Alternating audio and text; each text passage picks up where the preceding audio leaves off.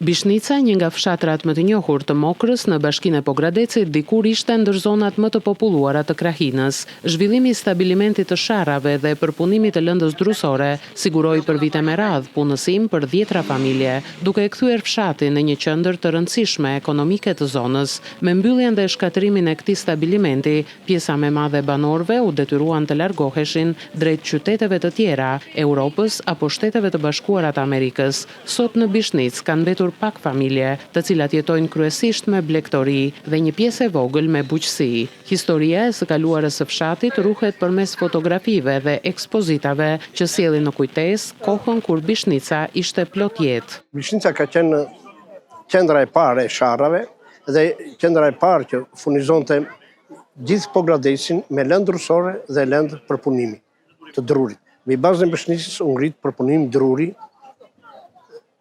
në Pogrades dhe më vonë, mbi bazën e përpunimit drurit, u krijuan 3 ndërmarrje, përpunim druri, shfrytëzimi pijor dhe sharra. Këto të treja bënin furnizimin jo vetëm Pogradesit, por Pogradesi me lëndë drusore ka furnizuar, ishte shpërndar lëndë që nga Peshkopia, Saranda, Vlora. Një herë në vit megjithatë Bishnica gjallërohet sërish. Festa tradicionale e fshatit bashkon banorët që jetojnë prej dekadash larg vendlindjes. Ata rikthehen me mall për të takuar të afërmit, miqt dhe bashkëfshatarët, duke e kthyer këtë festë në një simbol të lidhjes së fortë me rënjët. Përveç vlerës emocionale, aktiviteti shërben edhe për promovimin e potencialeve turistike dhe kulturore të zonës. Kjo është një ekspozitë e cila bëhet në kuadër edhe të festës së Bishnicës, një port ose një derë drejt pyllit. Është një ekspozitë e cila është fokusuar kryesisht në stabilimentin e sharrave, i krijuar në vitin 1947. Ky stabiliment lidhet edhe me funksionimin e fshatit Bishnicë, me rritjen e tij, me zhvillimin e tij. Madje do të themi që në këtë periudhë Bishnica njihet si një qytet e vogël. Banorët thonë se pavarësisht viteve të emigrimit, Bishnica mbetet vendi ku kanë lënë kujtimet më të bukura dhe ku rikthehen gjithmonë me dëshirë. Rreth 30 vjet jam larguar. Unë kam lindur 65 këtu, në të vend. Festa më duhet shumë mirë vetëm që takoj njerëzit, shikoj vendin ku kam lindur. Baba im ka qenë një ndër shartarët e parë të Bishnicës, ndonse ne jemi nga zona tjetër, Matan Malit, që është zonë që e merr Gramshi, Proçani ose Vërça. Ndërsa kam jetuar dhe 25 vite në Mokër. Pasi neve masume së babait, ne erdhëm me shtëpi në Mokër.